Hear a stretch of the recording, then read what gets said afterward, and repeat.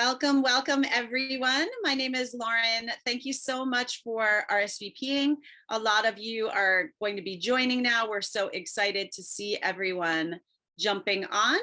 I know everyone is joining us from all over the world. Thank you for your RSVPs.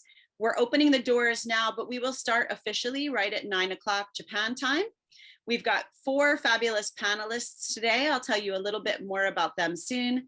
I'm with Arigato Travel. We are a travel company specializing in culinary tours, but also in all sorts of travel support and consulting here in Japan.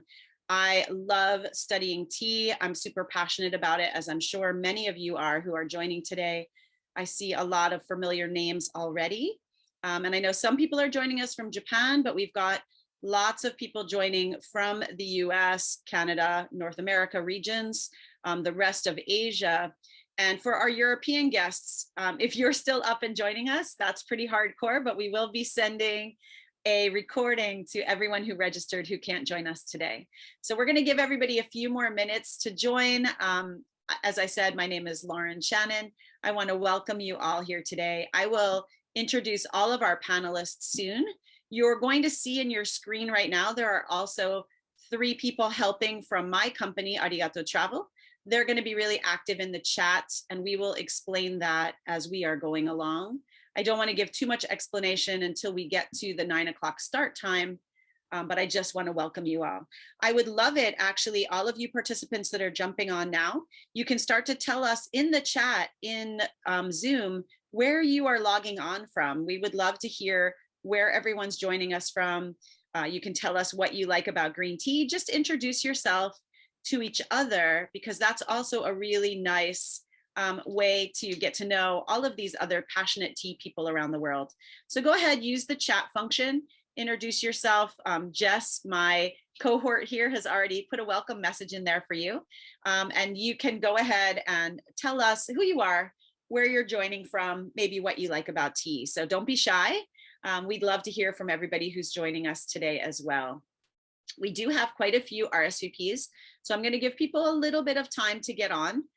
Maybe we will actually start at about 2 or 3 minutes after 9 officially in Japan time, but it's great to see so many people joining in our webinar today. We are going to have a lot to talk about. This is a great season for tea. Maybe many of you know that May is the first tea picking season in Japan. And lots of people have been super busy. So we started this in June so that things were a little bit more quiet, because during the Shinsha or new tea season, people can be quite busy in the industry. Hi, Jim, nice to see you. Hi, Chris, nice to see you. Welcome, everyone. Go ahead, introduce yourselves, let people know. So far, it looks like most of the introductions are from Japan. Oh, we see somebody from North Carolina. That's great. Nice to see you. Good to meet everyone. And there's Anne. Anne Kyle just joined, and she's my partner in Arigato Travel. So great to see her. I love seeing all these great people joining from all over the world. So we will start in just about 3 minutes. As I said, I'm coming to you from Tokyo region. I'm actually in Chiba right now. And our team is also spread out around the world. We have Jason joining us from Tennessee. Jess is with me here in Tokyo region. Bertley is joining us over from the Philippines, and they will be helping in the background on our team to answer any questions that you have in the chat. But please feel free to go ahead and introduce yourselves. There's also a Q&A function in Zoom. You'll see it at the bottom of your menu bar, and that's where you can put questions that you have as you go along. And our team support members will be giving us some of those questions periodically through the webinar today. So I will take a little bit of time as we go along to answer a few questions, and then we will also have some Q&A at the end of our session. So thanks, everybody. We are going to start in just about 2 minutes. Get yourself a cup of tea. Make sure you're comfortable and can enjoy. I'm drinking some 2022 Shinsha, actually. So this is tea from the new season to celebrate this webinar. And it's so great to have all of you here today. So we're going to wait just a couple more minutes as there's many people trying to join. I see the participant list is flying along now. If you're just joining us, welcome to our new 2022 tea season webinar. I'm hoping to do these a couple times a year with different panelists. Nice to see you, Denver, in the house. Some more folks from Japan, someone in Hiroshima. That's lovely. I love the Hiroshima area. I don't know how many people have visited there, but it's quite special. All right, so with no more delay, I'm going to go ahead and kick things off. And I think people will be joining as we go along. So let's just keep welcoming ourselves and panelists. I'm going to just give a good welcome to Jess, Jason, and Bertley. You will see them in the chat, and they are going to be supporting us as everything goes along. So you guys can go ahead, give us a wave, and then turn your screens off. That's awesome. All right, so we're going to focus on our webinar guests today. My name is Lauren Shannon. I am so excited to do this. I have wrangled some of my favorite tea people to join us today. Some of them took more convincing than others, but they are all here, and only because they're shy, not because they don't love tea. So they're all here, and we're going to talk a lot about tea today, specifically, tea in Japan. But tea is a fascinating topic all over the world. And we chose this time of year because it's the new tea season. So how things are going to work, I'm going to introduce all of the panelists. They're going to give you a short introduction, and then we're going to dive right into a conversation about tea. And I've got some questions prepared. But as I mentioned, if you have other questions, you can put them in the Q&A or in the chat, and our team will bring them up periodically as we go along. And then in the very last 10 minutes, we'll have a little bit of time for any other burning questions that you have. So all of you participants, you don't have video or audio, so that because we have quite a few people joining today. So please use the chat function and the Q&A to share any information with us. And please go ahead, introduce yourselves, chat with each other, and you can feel free to comment and ask questions as we go along. So let's kick things off. So this is my my tea webinar that I'm so excited about, and I'm so happy that the four of you agreed. So just to let all of our participants know, we have a very interesting group today, and we did have a fifth lovely woman who was going to participate, who runs a website that I would like you to check out, even though she cannot be with us today. The Instagram account is called Tea Thoughts, and she makes beautiful lifestyle goods inspired by Camilla sinensis and tea from all over the world. She had a very bad weather conditions today, and they have a power outage going on, so she's not able to join us. She may pop in if power is restored. But for right now, we have four other amazing people. We have two tea retailers who ship amazing Japanese tea to guests in different parts of the world. And I'll introduce them in a minute. And then we have a tea master who teaches tea ceremony and also has a beautiful retail shop in Kyoto. And we have someone visiting us today from what's called a destination management organization. So he basically represents the tourism arm of an area in Japan that is very, very famous for tea. In fact, their tagline is, their name is Visit Suruga, but their tagline is Tea Country. So that's Richard. So I'm going to give you each a chance to introduce yourselves a little bit more fully. But I want to thank Richard, Kay, Joelle, and Tyas for joining us today. Big round of applause for them. And let's kick it off with Joelle. Can you just introduce yourselves and tell us a little bit about what you do? Yes, thank you, Lauren. Well, good morning, good evening, everyone. It's really such a pleasure to be here with you. And thank you, Lauren. Thank you, Arigato Travel, for inviting me. And it's a pleasure to be here with my fellow panelists. So yes, let's talk about tea. Just a few words about myself. I am one of the founders of Ikkyu Gotogaisha, a company here in Fukuoka, in Kyushu, southwestern Japan. And we are essentially an online shop dedicated to exporting highly curated green tea and a couple of black tea too from all over Kyushu. So this is our, I would say, signature card. We focus on Kyushu grown tea, and Kyushu means like Yame or Chiran in Kagoshima, Yame in Fukuoka, of course Miyazaki or Ureshino in Saga Prefecture. So we are very passionate about green tea, and we've been really excited when we saw the interest, and how green tea is getting popular overseas, but not just with matcha, but also all kinds of green tea. So I'm really happy to be here today to talk about that and explain about my passion, and maybe also help you discover a few things you didn't know about green tea here from Kyushu. I'm sure we are all going to learn a lot from each other. And Joelle works directly with a lot of very small farms. So it's very interesting to follow what they're doing. Fukuoka is not one of the largest producers of tea in Japan, but it is a very up and coming area, especially for artisanal teas. So I'm very excited to have you here, Joelle. Okay, so let's jump over to our other retailer today. Kay, can you introduce yourself? Lauren-san, thank you very much. Welcome, everyone. It's nice meeting you. Thank you so much for inviting me. My name is Kei Nishida, and I'm from Japanese green tea company. We sell the tea from Shizuoka, Arahata-en, and I'm so excited to be here because especially like Tyas-san, I'm actually your fan, and I'm so excited to be on the same screen with you. I learned a lot of tea ceremony from you on the videos, so I'm nervous, and thank you so much for inviting me.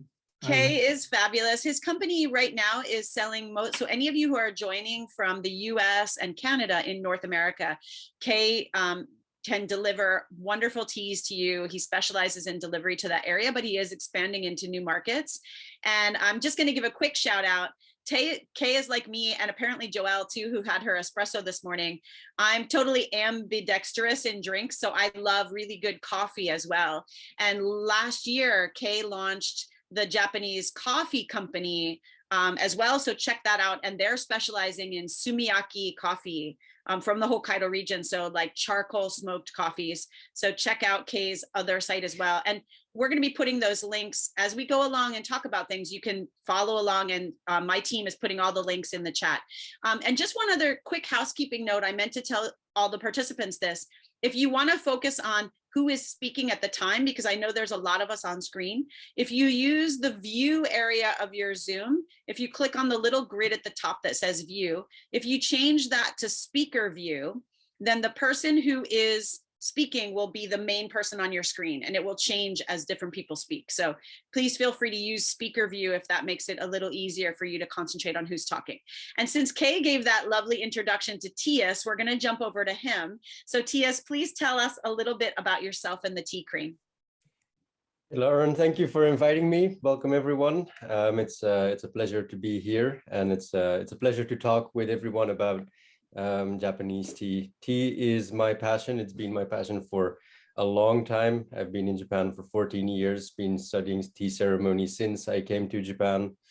In 2015, I started the Tea Crane, which is a little tea shop, I would say, which I use to focus on organic, pesticide-free, naturally grown teas from throughout Japan, not only Kyoto. Kyoto is where I'm based, but I try to look for teas from all over the country and introduce those internationally. And 2 years ago, I got a shop in Kyoto, a physical place for the first time, where I also teach tea ceremony and where I can host tea tastings, etc. So now that probably tourism in Japan is going to start picking up again, I hope so. I might finally be able to meet some of you at the store.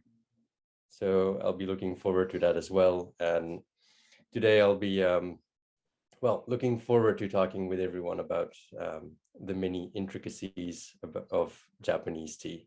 And all of these folks, just before we get to our last but not least speaker, all of these folks are very active on Instagram, on YouTube, on other social media areas. And you can learn so much from these four people. I chose these folks because they are my inspiration, and I learn a lot from them every day. And Tyas will also be still, even when tourism reopens, of course, you can learn at his shop, but he has amazing tea information on YouTube, and he also teaches a dedicated course that you can sign up for. So you can check that out as well. So let's go to a tea destination. So Richard, please go ahead and introduce yourself. Thank you very much, Lauren. So my name is Richard. I'm from Visit Suruga. We are in the central region of Shizuoka Prefecture. So that is actually everywhere between Shizuoka to Makinohara. Kei, you might know that a bit. So what we do here is we promote, we have three main pillars: green tea, Suruga Bay, and the arts and the culture, and how all that combines together. And so we're going to be talking primarily about tea. I've got my teacup ready. I've already brought some of my tea pottery. So I'm looking forward to sharing that all with you guys today. Thank you very much. And Richard, that's a lovely segue when we are talking back and forth. I know a little bit more about all of you than maybe you know about each other. And one thing that I will say is that one of the reasons that Tyas got involved in tea, because he did not start out as a tea person. He started out studying martial arts, but he realized very quickly upon coming to Japan that tea represents a lot of different aspects of Japanese culture. So as Richard just mentioned, the crafts of the Suruga area, the pottery, all of those things also developed alongside and intricately involved in the growing, making and drinking of tea in the area. So everyone, the reason I'm so passionate about tea is it's another fantastic gateway into just Japanese culture in general. So thank you guys all so much. I just want to answer a quick question in the chat from someone who joined a little bit later. We will share all of these links in an email afterwards with a recording of this session. So don't worry. But also, if you ever, this is a great little hack on Zoom that a lot of people don't realize. If you click on the three dots in the bottom of your chat, it will give you a save chat function. So when we get very much to the end of this, if there were other comments that people are sharing or answers to questions, you can click save chat and it'll give you a little text file, very not big, little file that it'll save right to your computer. So you can save the links, but we'll also we'll save the chat and we'll share all these links again in the email. All right, so enough introductions. Thank you guys all so much. It is fabulous to get to know you. I'm going to start out with a quick roundabout question to everyone. I want you to tell me why you love tea so much. So we're going to start with Kay this time. Why do you love green tea, Kay? Or tea in general? That's a hard question. You know, I grew up in Japan. I moved to US when I was 14. And when I was in Japan in elementary school, each of the floor had like a tea machines. And I grew up, drinking those tea every day. And I was feeling like, well, Coca-Cola might be better, but then I was drinking it. And then I came to the US and then I started drinking, some other stuffs. And then I'm like, I miss tea. And then I started drinking tea, but in the US back then, it was very hard to find good tea. So, every time I go back to Japan to visit my family, I just, bring a bunch of tea and then I was distributing around and that's where I started. But yeah, I just miss Japan. That's why it's a good I like tea. Yeah, and I just want to highlight something that Kay said there. So he kind of glossed over it, but if you don't know, like in the elementary schools and junior high schools and high schools in Japan, in places other than Shizuoka or perhaps around Uji in Kyoto, in those schools, there's like a regular water fountain, like you might be familiar with wherever you are around the world. But in these really great tea growing regions, often the schools have tea dispensers right in the school. So the kids literally grow up drinking green tea. And a friend of mine who also grew up in Shizuoka like Kay, she said when she moved, her family moved to somewhere up north in Japan, somewhere in the Tohoku region. And when she went to her first day of like 4th grade in elementary school, she was looking everywhere for the tea dispenser. And she finally asked one of the other students, she's like, where's the tea? And they were like, what are you talking about? And she said, the tea, the school tea. And they said, there's no tea, there's a water fountain. So I think Kay grew up really in the heart of tea country, where it's like so much a part of things that it's just, your daily life. So Richard, how about you? What do you love about green tea? I know you're also very passionate about tea. So for me, green tea, the biggest part of green tea is just the diversity in it all. Like, I mean, all of us here today, we're all big tea drinkers. So, but I mean, for people who aren't so familiar with green tea, most of all of green tea comes from the same leaf. And so it's like that leaf can be turned into so many different flavors, and based on the soil conditions and based on the time of year, it's just, there's so many different ways there's so many different places that are growing it. The tastes are all different. It's just, you can go anywhere and be able to have, green tea is not the same. Everywhere is different, and you get to enjoy all those tastes all around the country. And of course, here in Shizuoka as well. That's great. When I was getting up this morning and getting ready for this, I made some of this shincha that I told you guys about, which just means the new first flush, this year's first pick. And I said to my husband, tea is a lot like wine. The aromas and the flavors are so different based on the region, the type of processing, like everything about even the time of year that the tea is picked. And I think tea is one of those things, the more you know you want to know. So it like leads to lifelong learning. So Joelle, what do you love about green tea? Well, exactly what you both mentioned. It was just an incredible experience to discover the diversity. And coming from Europe, where with this big wine terroir tradition, it was amazing to discover that we could have the same kind of thinking, kind of approach when it comes to tea. And it helps actually explaining about green tea, teaching about green tea, to build those bridges with wine or even chocolate, for example, or any kind of living product that depends on soil, microclimates, cultivars, and of course the amazing skills of people behind that. And for me, it's just always exciting when I can say, okay, this week let's make a kind of plan, and today I'm going to focus a bit more on sencha. Tomorrow let's make this a kamairicha day or a tamairokucha day, and then not just for my pleasure, but to share this with friends and then share it online. This is really what I love the most. And when we started our business, our fair, we of course knew a bit, but every day we learn more, and I cannot see myself doing anything else now. So it's really a journey. Yeah, my partner who's on the chat today, Ann Kyle, she started Arigato Travel, and she often introduces me now as a tea expert. And I always tell her I'm not an expert, I'm a student.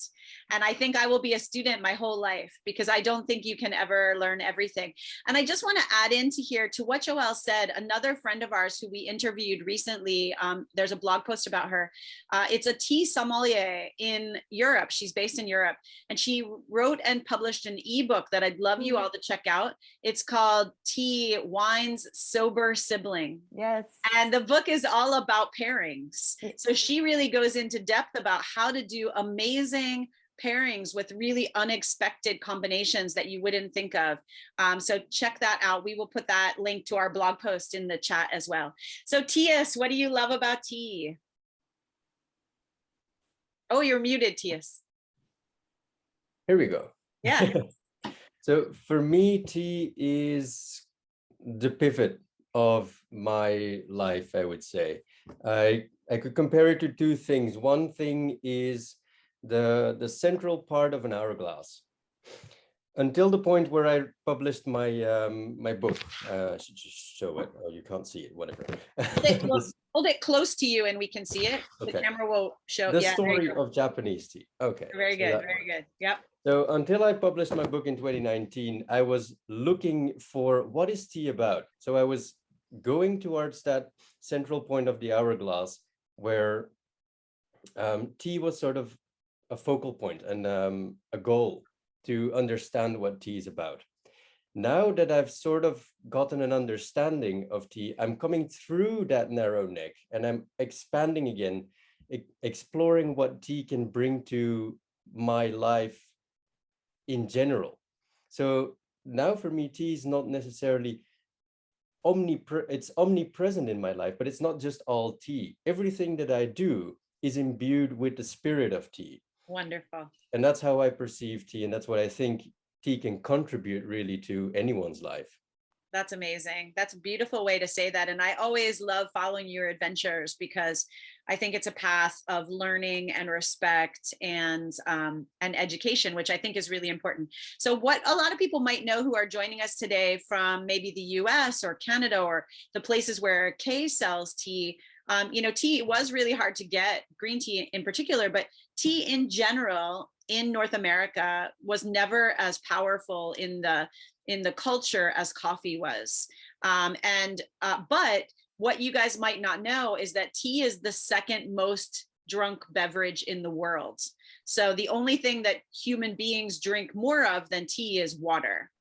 And so this is another way to find out about amazing tea growing cultures in China, in Vietnam, in Thailand, in India. There are so many places that take that same plant that we mentioned earlier, that Camellia sinensis, everything comes from the same starting point, but it becomes a part of this culture. And one of the reasons that Jess and I had the idea to do this webinar was in May was the celebration of International Tea Day, which is recognized by the United Nations, because tea really plays such a central part, especially in developing countries, but also in Japan. It's such a great livelihood for so many people, and it's so intertwined with communities and in the environment and neighborhoods and tradition and culture that it is something to be celebrated and educated worldwide. So I'm really happy that we could do this. My next question for you guys is, so I mentioned a few times that I'm drinking shincha. This is the shincha season in Japan. So it started maybe at the end of March, April for really southern points, but it goes into May, and it's the first pick of the year. And this is just generally a busy time for tea people, because from now through the summer, there will be different tea picking seasons. So for you guys, this is shincha season. Are you busier than normal? What is exciting to you about this time of year? And Joelle has a beautiful smile about this time of year, so I'm going to start with her. So what are you feeling about this new season, Joelle? What can you share with us? Well, Shincha season is definitely like Christmas times too, in terms of excitement, but also busy time in terms of business. But no, it's my favorite time of the year. I mean, the feeling of rediscovering your favorite teas, but with this new edition, if you want, because of course, as we all know, contrary to black tea, green tea is technically just like seasonal. It's 1 year and then it's the current year is gone, if you want, and especially when you focus on a high end like first flush tea. So it has this kind of very special, unique tasting moment. So yes, for us, it's very busy, and we started, because we are here in the south, our first producers, those who are based in Chiran, in Kagoshima, they could send us their first bags of shincha already by mid-April. Nice. But it's not over yet at all, because even those who are in Yame, so here in Fukuoka, a bit up north, and who focus on Gyokuro, which is the king of all green tea and the specialty of Yame here, they just started rolling out their this year's edition. So it's almost a 2-month process where we discover, we open new bags almost every day. And of course, for us, it's a hard way to keep up, transitioning from last year to the new year. And so we don't sleep a lot. Look forward to July, to crashing down a little bit. But thank you for joining us at this busy time. Before I jump over to someone else, for I think our audience today go everywhere from people that are very keen and knowledgeable about tea to very beginners. So how can you explain to them what's special about shincha? Why is it different? Yeah, so it's the first flush, so it's the first plucked, and there is it's actually almost chemical process in the way that there is a special kick that you can taste during about 4-6 weeks after this first flush in the bag that you purchase, that goes away. I mean, you can still drink that same bag later this year. I mean, it's usually when you keep the bag open in good condition, you can store it for 1 year, no problem. I mean, by close, of course, 1 year, no problem. But it's true that there is this golden moment right now when you drink it, that it is a bit more special. That's what we're all looking for. Yeah. And after that, all the leaves that are picked now during the first flush, if they are not used for making shincha tea, they are stored.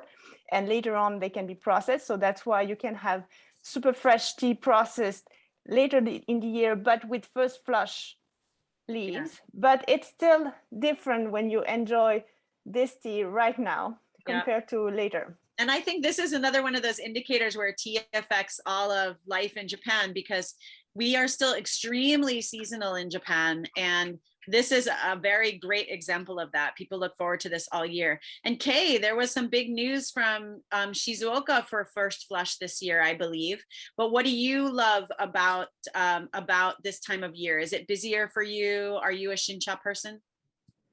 Yeah, well, this is the time that I feel bad.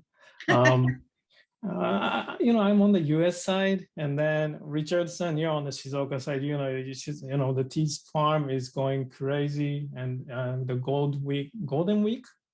People don't take Golden Week for the tea field people, and the customers ask, okay, when are you gonna get the new crop? And I ask the farm when. I don't want to send too much emails because I know they're all busy. So I just feel bad. But I'm so excited that, I'm usually the first one I can get to, try it. So yeah, that's great. This is a lovely time. That's great. I also, and that's a good, that good, bad feeling. That's a good segue to talk to Richard, because he represents tea tourism in Suruga. And this is the hardest time of year to actually do anything. Everyone wants to go to the farms, but maybe Richard, you can speak to Shincha on the farm and destination side. Yeah, no, Lauren, you're completely correct. And Kay, yes, those farmers are super, super busy here. It's so when the first flush comes around, it's in that late April, early May portion. Then all the farmers are going busy. And so actually here we actually have what's called the tea tourism desk. I'll be sure to put the link down later in the chat. But what we actually have farmers who are willing to take in people and actually show them around the farm, maybe do a drinking experience, or you could go tea picking. There's so many different experiences, but you're able to hear the stories from the farmers themselves. During this season, during this first flush, oh man, it's so hard to get an appointment with these farmers. We're talking very small, there's some big production as well, but a lot of this is a family run business, right? So they're doing the tourism side. Some of them even have a minshuku or stay over that you can do, a farm stay, all of these great hands-on experiences. But this time of year, it's tough. No, all the farmers that we are able to introduce, they're all mom and pop places basically. And so they're I'm really busy, but if they want to come, yeah, sure, I'll take them. They'll try to make that time. And so yeah, that's something we actually can't introduce, but it's super busy. Actually, after those who aren't in Japan, those who are in Japan know who aren't in Japan. Recently the restrictions for kind of moving around and everything in Japan has been loosened. And so now we have gotten an uptick of people, especially during this season, who have been hey, can you send me to a farm? And I'm yeah, I can.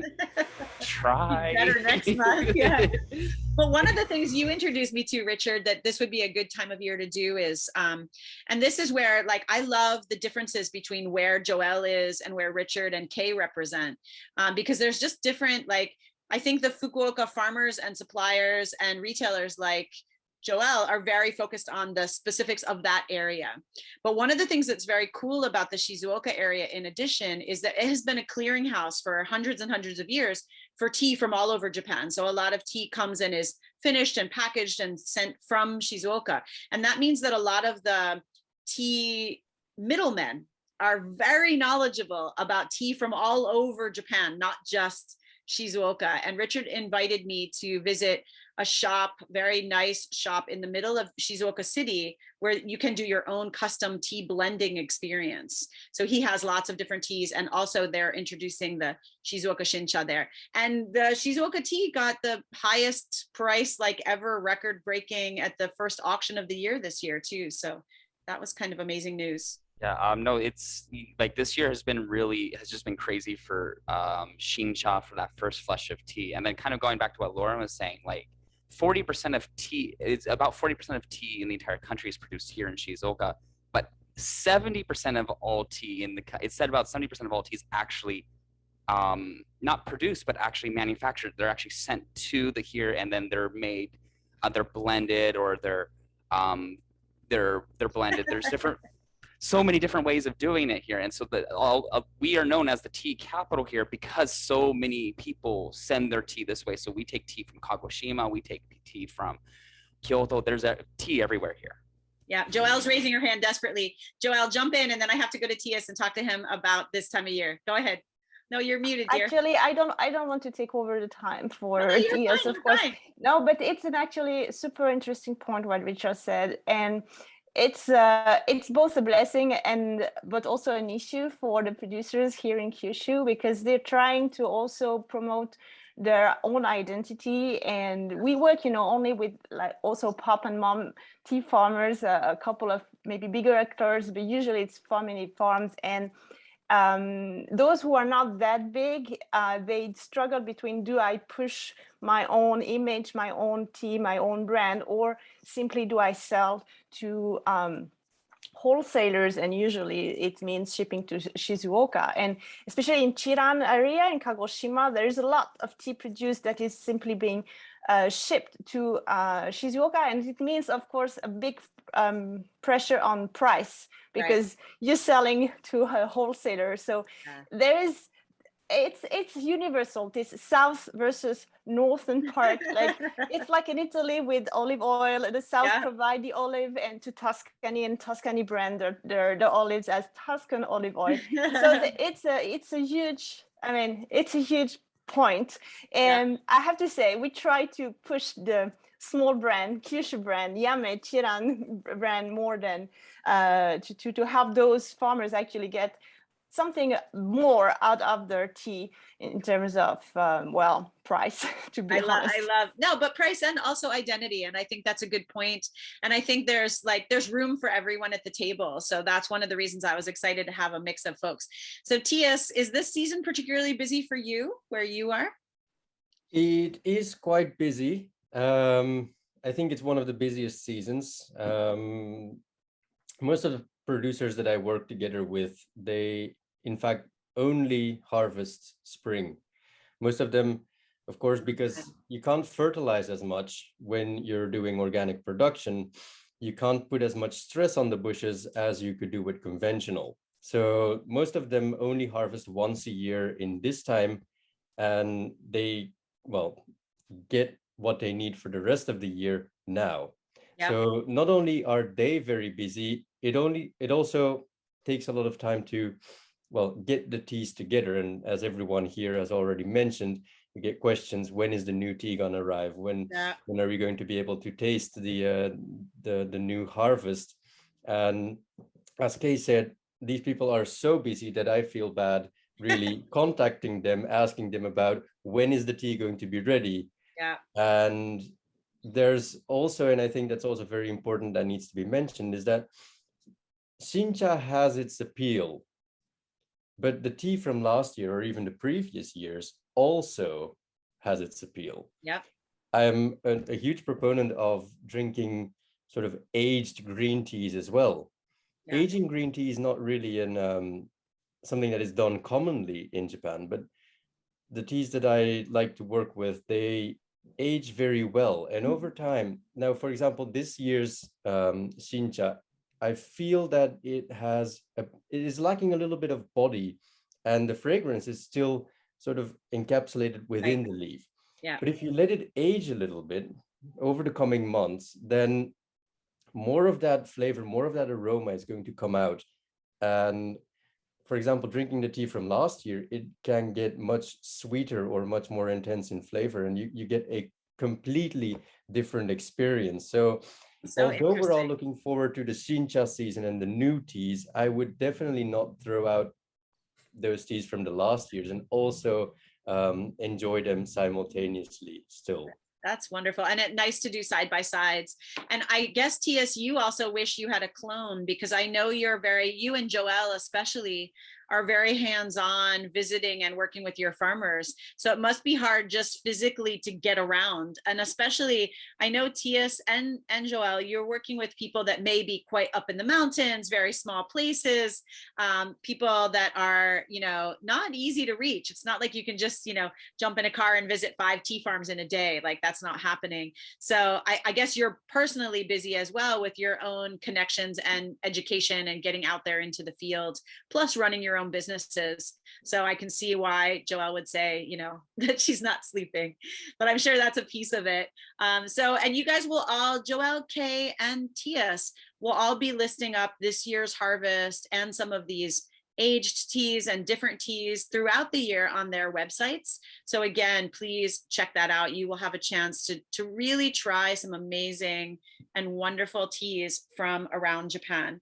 So now we've hinted on some of the challenges. Does anyone have something they want to say about, in general?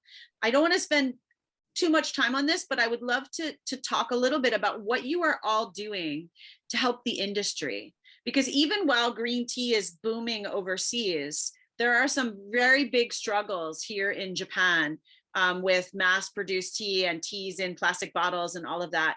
So what's something that you are concerned about in the industry, and what are you doing? What would you like people to know about some of these challenges that farmers and the industry are facing? Kay, do you have anything you want to say about that? Because I know you also work with a lot of these farmers, and Kay, actually, I forgot to mention this at the top of the hour. Kay works in both Kyushu and in Shizuoka. He actually has a Kyushu brand. So this is really good. So Kay, what do you think? Just name one challenge that you think the green tea industry in Japan is facing, and maybe something about that. Yeah, thank you very much, Lauren-san.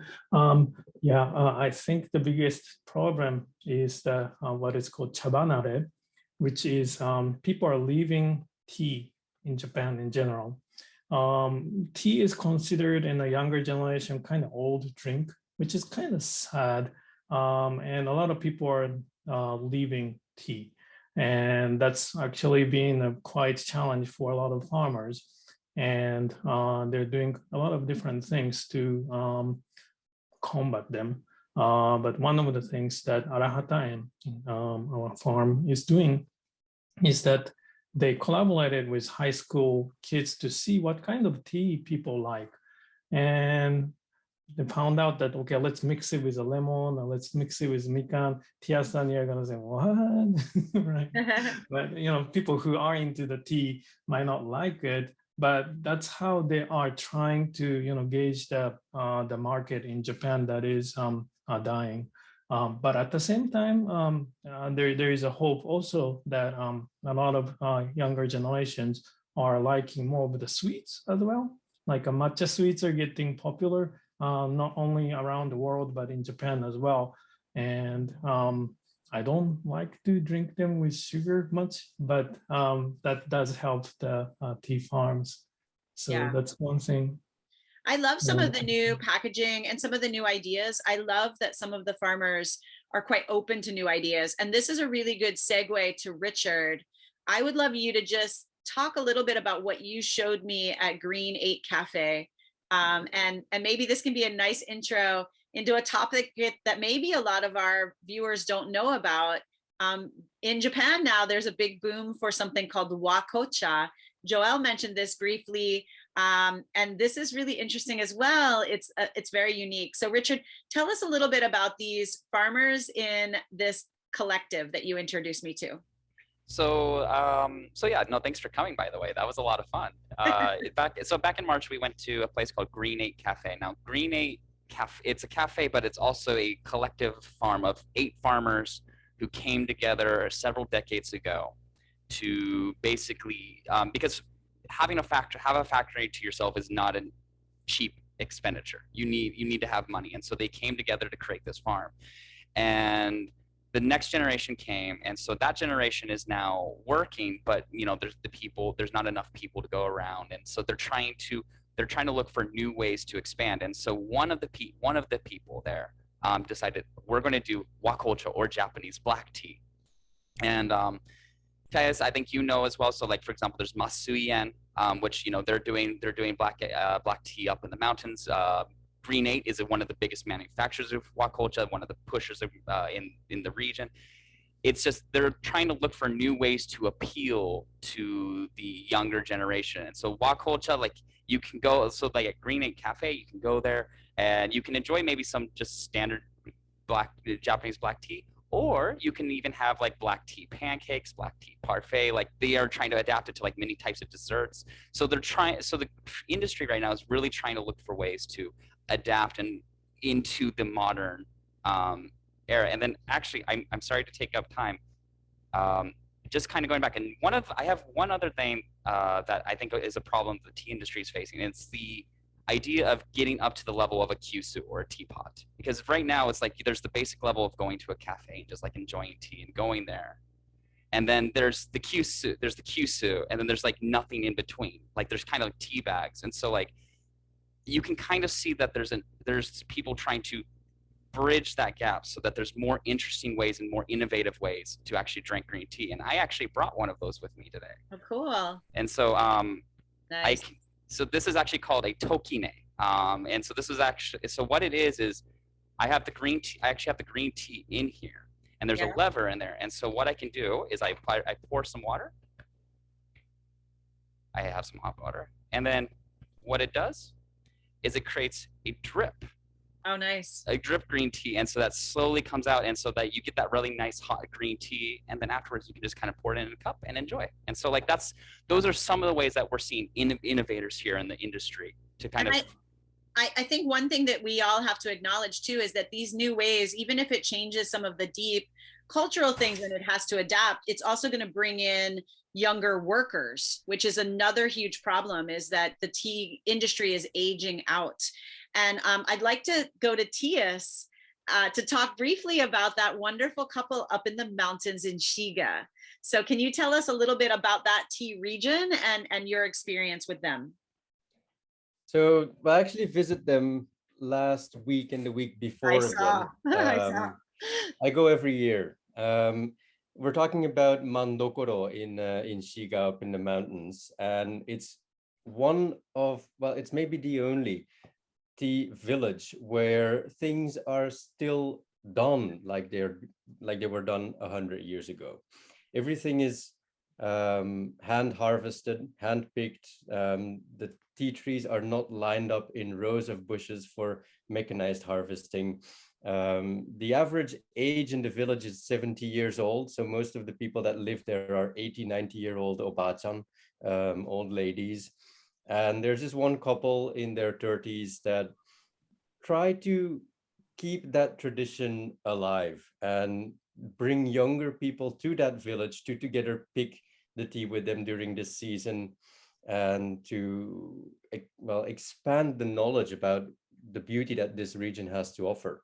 But of course, they can't make a lot of tea, because I think last time we were there with 20 people, we picked about 18 to 20 kilos of raw leaf in a day, all picking together. Not, of course, we're not the big skilled group, these obachan, these old ladies, they pick 3 times more than what we do.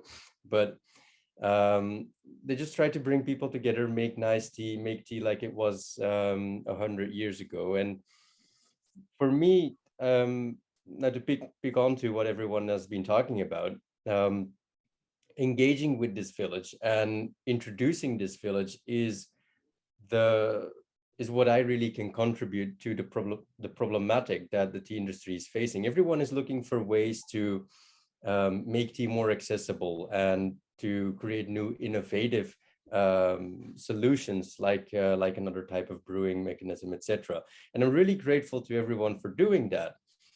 And seeing that there is so many out there already, what I see as my part is to provide a counterweight. Yeah. And I'm a purist. Yeah. I want to maintain that tradition and make the tradition more accessible. Yeah. So while there's a lot of new innovation, I'm on the other side and I'm keeping and maintaining that tradition and the pure way of tea, how it was hundreds of years ago already. And one of the making nice that, things about that couple, Tyas, not to I'm sorry to interrupt you, but one of the nice things about that couple that people don't know is that they didn't know anything about tea. So they moved there and they took this challenge, and they're kind of this anchor now. So they probably brought down the average age by like 20 years just by living in the village. And they just had a new baby, and they're bringing young people to come and visit. And this is how that village will maybe be able to continue. Like, who knows who else will move there and keep things going. And that exposure has been really nice. Joelle, your hand's up, go. Yes, because I totally hear what Tia says. And, you know, there are two major, I would say, roads for the tea industry today to try to get back on its feet, because, well, this aging problem is just not an issue for tea. It's a Japanese problem. So anyway, they cannot really reverse that. But so there is this rebounding of the domestic demand, and what Richard explained, finding new ways to enjoy. But like Tia said, there's so much tradition, and you know, this tradition, that's what overseas tea lovers love too. They want, I mean, purists are all over the world, and they want to access that. They want to access those people who do the delicious tea the old-fashioned way. But there's this huge wall of how to access that. And not just because we cannot, it was hard to travel to Japan these days, but in general. And that's what we really wanted to do with our companies, to make this bridge to, like, you know, help the farmers who have much better things to do than running a website, trying to ship, trying to connect with people overseas, because it is a job in itself, and they have better things to do. And of course, helping tea lovers finding incredible products that are almost impossible, nearly impossible to find in normal tea shops overseas for many reasons. But so exporting and maybe showing also the local domestic market that green tea is amazingly popular overseas. It's actually trendy, even drunk in its more pure, its purest way. It can, unfortunately, it's a kind of Japanese thing. It can actually raise again interest in Japan to see, oh, the foreigners love it. It must be cool. And it's something that has been observed for over 100 years with many different traditions. It's sad, but it's a fact. So no, I don't think it's sad. I think it's where people come together. I think it's hard to appreciate your own culture everywhere. It's hard for me to know what is, when I hear what people like about America. I mean, things have been tough for us in recent years, but there's people that things that people enjoy about going there that I just take for granted. And I think that's a piece of it. And I just want to give a shout out to everyone on the list who is excited by both the ideas that Richard said and Tyas and Joelle, because I sit right in the middle. I love trying everything. So I want the super traditional purist Tyas expression of tea. And I loved going up in the mountains in Shiga. I also have really enjoyed some of I had this amazing tea in near Gyokuro no Sato, which is like a little tea experience area in Suruga. And they had a very nice like yuzu blended tea that was, you know, created with a high school project. And I thought that was amazing. So I think you don't have to choose. You can support both sides of this pendulum. And I think that opens up so many worlds to everyone. So I could talk to you guys all day long, but the one question, there's a lot of questions I didn't get to. And so I want to move to something a little bit light. So what is your, like, your tea? I asked you guys this question in advance. What's kind of your tea passion? One quick thing. And what's your kind of tea pet peeve that people do or say, or that you are not so happy about? And for me, the one that I will say is my pet passion is showing people that brewing tea at home with that kyusu, all of that is not hard. There's this idea that it's hard. And I really love showing people that it's not difficult to make good green tea at home. And then my pet peeve is people that have too hot water, and they, like, the first response is they'll say, oh, green tea is too bitter. And to me, it's always like, okay, you're doing it wrong. We need to back it up and talk with them again. So too hot water is my pet peeve. And then showing people an easy way to brew tea and not be too stressed about it is my passion. So how about, we're going to go to Tyas again. What's your passion and your pet peeve? I interact with a lot with of course Japanese visitors these days, and my real passion is just what I can learn through tea about life. I've mentioned this earlier. I've come to this point where tea sort of guides me into finding more natural and conscious ways of engaging with life, and I'm doing a lot of things that are not necessarily tea related, but I'm spending 2 hours, 2.5 hours each morning meditating. There's tea involved as well. There's yoga. There's certain ascetic practices that I like to observe. And what's your pet peeve? So for everyone, that is what tea can do, and that's what I want to point out. My pet peeve is that's mostly Japanese persons who come to my tea ceremony activities and say, I can't sit seiza. I can't come to your tea ceremony activity. Yeah. Seiza is not, you can just sit cross-legged. You don't have to worry about sitting in seiza. Seiza is not a requirement. Yeah, that makes a lot of sense. Kay, how about you? What's your passion and your pet peeve?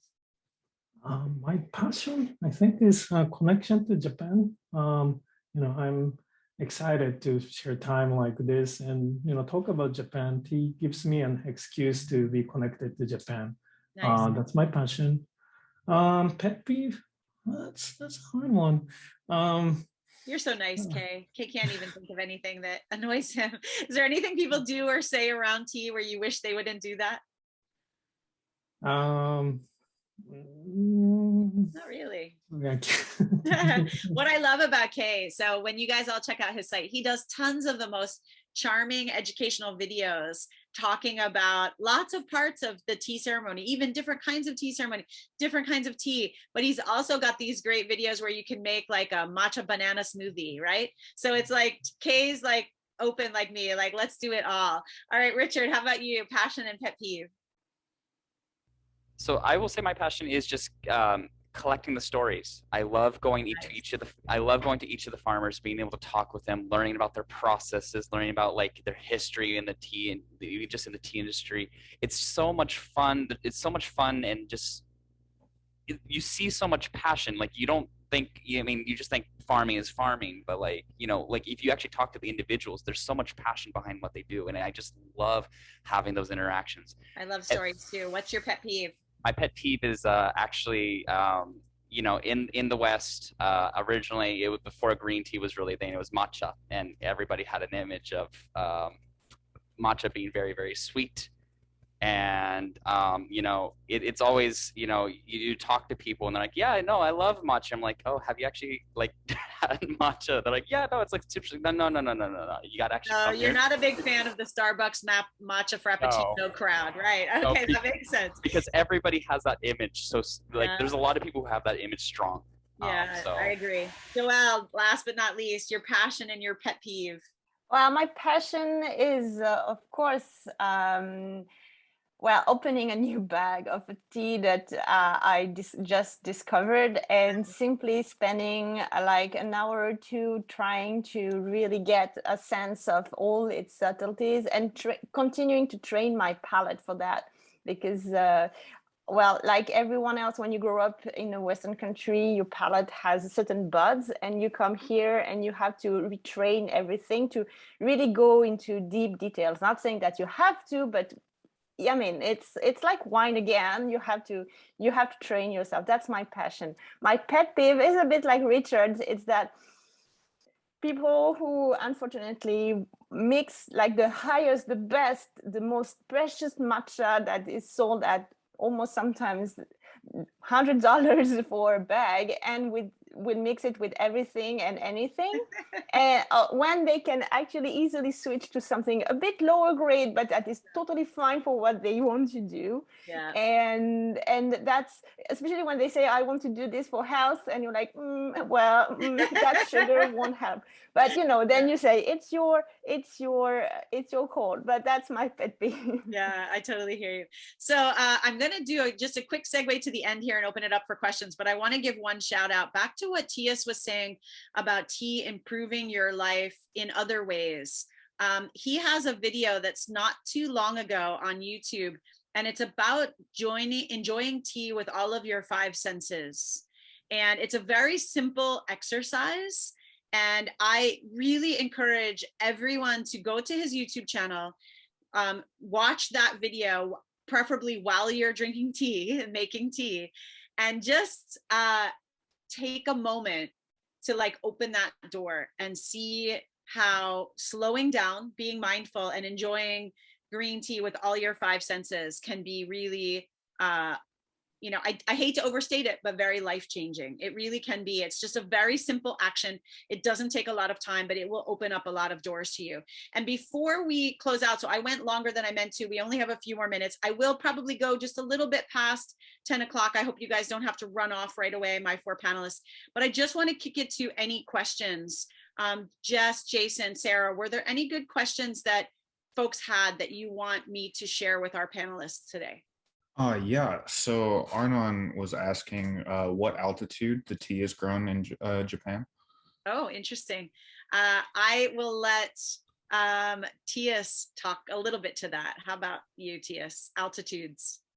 I would say basically any altitude. Yep.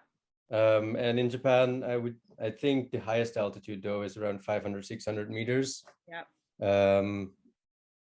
Mountains here are not like tremendously high, like Himalaya high. And one of the things that's famous in both like Kagoshima area and in Shizuoka area is that the tea farms are grown from sea level all the way up into the mountains, because Japan is like in the center of every area of Japan, there's lots of mountains. And then at the edges, because it's a volcanic island, right? So at the edges, there's these lower beach areas that go up into the foothills. And so tea grown at different elevations has different characteristics. It's very interesting. The same type of plant will taste totally different. So we really embrace like every altitude, but that was a great question. Is there another question out there? So Sarah had a question for Tyas. She wanted to know, can that video be applied to drinking any kind of tea? Not just green tea. Not just green tea, it can be applied to Japanese oolongs, but you can even apply it to Chinese teas. I mostly approach it from the perspective of Japanese tea, but it can really be applied to any tea. I mean, training your senses is something that tea can help you do in any way. I would say like even really good coffee or interesting coffee. So Kay is doing that sumiyaki coffee, which is different than any coffee I've ever had. And it's from Open Hokkaido. And I think the thing that's so great about Tyas's video is it's not about what you're drinking. It's about how you're drinking it, right? So like, of course you want to do something high quality with complexity and things to discover, because that's part of the 5 senses. So I wouldn't do it with Coca-Cola or, but something that has meaning in your life and something that you want to enjoy more fully.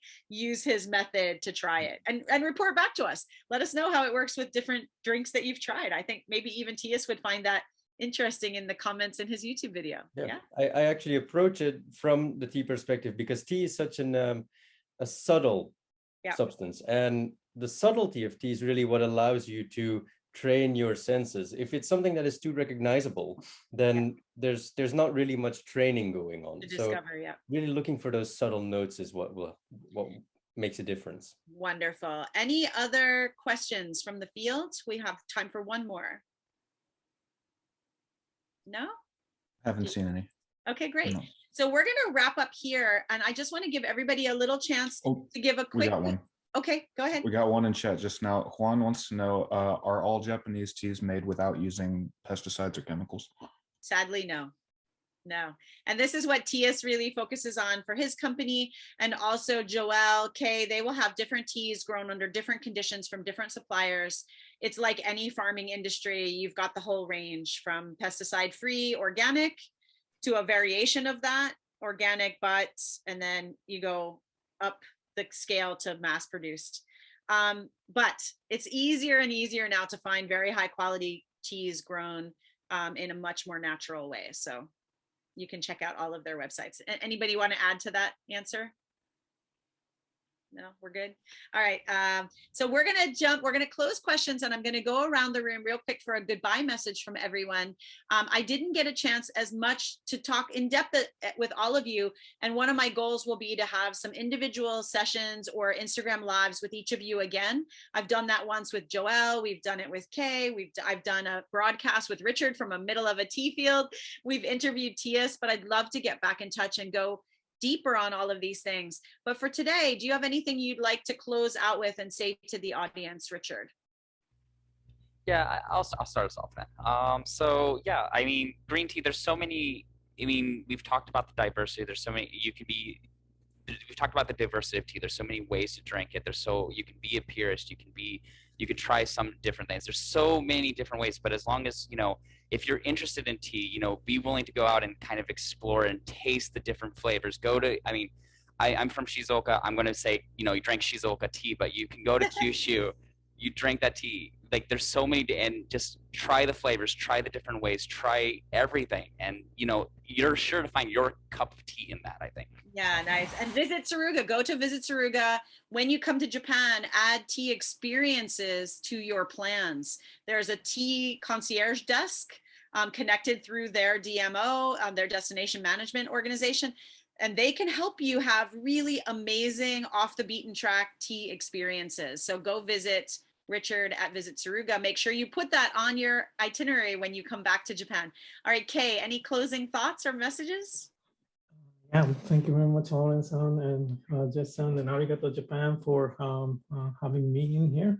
And thank you so much, everyone, for joining. And I had fun time listening to you, Tyas-san, Richard-san, and Joelle-san. Thank you so much. I had a good time.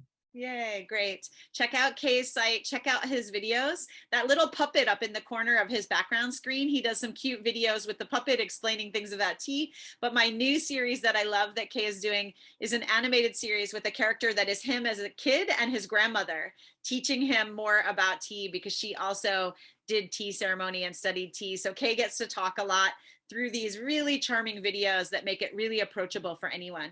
All right, Joelle, how about you? Yeah, thank you again, everyone, for joining us today. And yes, please take the time to go on your tea journey. I mean, there is, like I said, so much diversity. There is always a tea for you, and sometimes it takes a bit of time to find what really works for you.